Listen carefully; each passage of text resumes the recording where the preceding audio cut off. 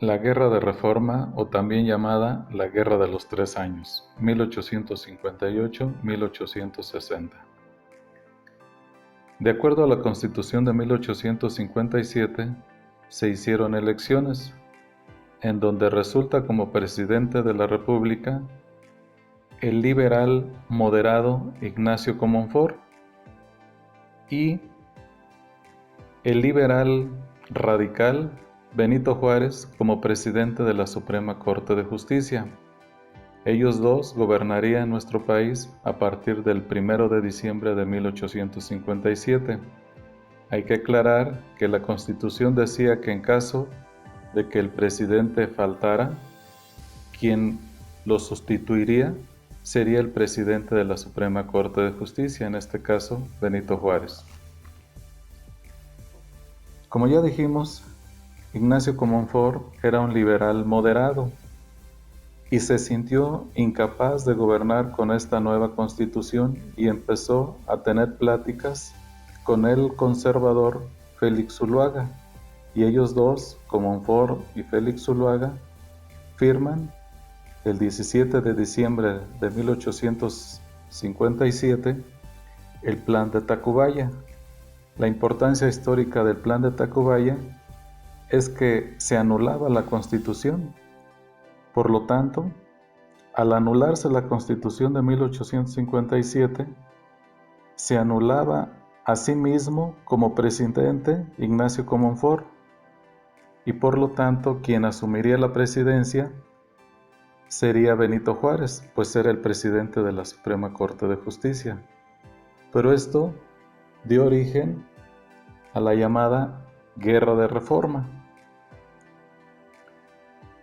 En la Guerra de Reforma, el país se divide en dos bandos: los liberales y los conservadores. Entre los líderes liberales se encontraba Jesús González Ortega, Santos Degollado, Ignacio Zaragoza, pero ellos eran jefes civiles, no tenían carrera militar. Por otro lado, los jefes militares conservadores estaban Miguel Miramón, Leonardo Márquez y Tomás Mejía. Los liberales aceptaban la Constitución del 57, mientras que los conservadores la rechazaban. Para los liberales, el presidente era Benito Juárez, mientras que para los conservadores el presidente era el conservador Félix Zuluaga. Benito Juárez no pudo gobernar en la capital, trasladó su gobierno a Guanajuato y luego a Guadalajara, en donde estuvo a punto de ser fusilado si no es por la intervención de Guillermo Prieto, pronunciando la famosa frase "los valientes no asesinan", con el que salva la vida. Después se va hasta Manzanillo, Panamá, llega hasta el Pacífico, regresa por Veracruz y el 4 de mayo de 1858 se establece Benito Juárez su gobierno en Veracruz, y ahí es donde expide las famosas leyes de reforma. Por otro lado, Félix Zuluaga fue desconocido, empezó a haber conflictos entre los del Partido Conservador y fue desconocido con el Plan de la Navidad el 25 de diciembre de 1858, y los conservadores nombran como presidente al joven Miguel Miramón. Como ya dijimos, durante la Guerra de Reforma, nuestro país se dividió en dos bandos. Como podemos ver en este mapa, los estados que están de color rojo pertenecían al bando liberal y los estados que están de azul pertenecían al bando conservador. Como podemos ver, prácticamente el 50% del país y el 50% era liberal y conservador.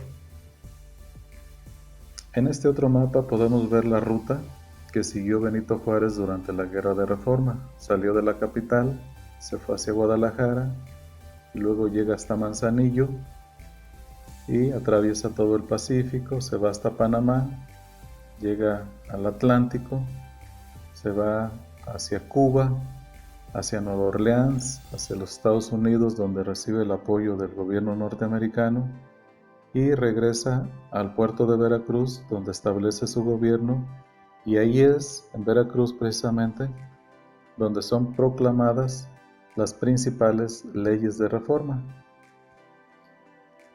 Entre las principales leyes de reforma se encuentra la nacionalización de bienes eclesiásticos, es decir, que las propiedades del clero ahora serían administradas por el Estado. Otra de las leyes de reforma importantes fue el establecimiento del matrimonio como un contrato civil, es decir, los matrimonios solo tendrían validez ante una autoridad civil.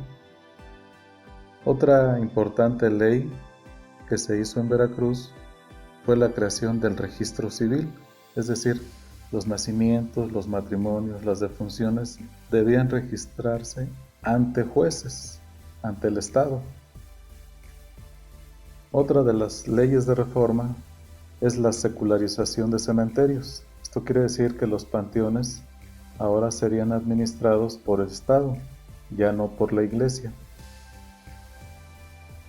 Una ley más fue la reducción de festividades religiosas.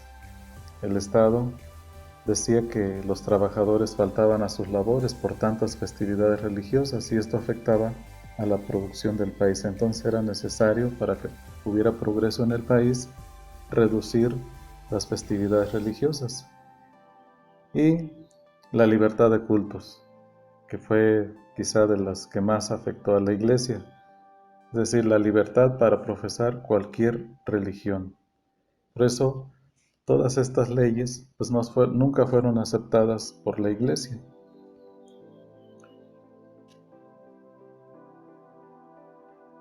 Durante la Guerra de Reforma se realizaron algunos tratados internacionales por parte de los liberales y los conservadores. Los conservadores, durante esta guerra, recibieron el apoyo de España, porque España pretendía establecer un protectorado español aquí en México. Y entonces firman en septiembre de 1859 los conservadores y España firman el Tratado Mon-Almonte. Finalmente este tratado no se llevó a cabo, no se concretó porque ganan los liberales. Mientras los liberales durante esta guerra recibieron el apoyo de los Estados Unidos. Los Estados Unidos tenían la intención de tener el tránsito libre por el istmo de Tehuantepec. Y en diciembre de 1859, los secretarios de Relaciones Exteriores de Estados Unidos y de México, es decir, McLean y Melchor Ocampo, firman el Tratado McLean-Ocampo. Por fortuna y para fortuna de nuestro país, este tratado no se firmó porque el Senado norteamericano no lo aprobó, porque finalmente en esta guerra ganan los liberales en la batalla de Calpulalpan y se pone fin a la Guerra de Reforma.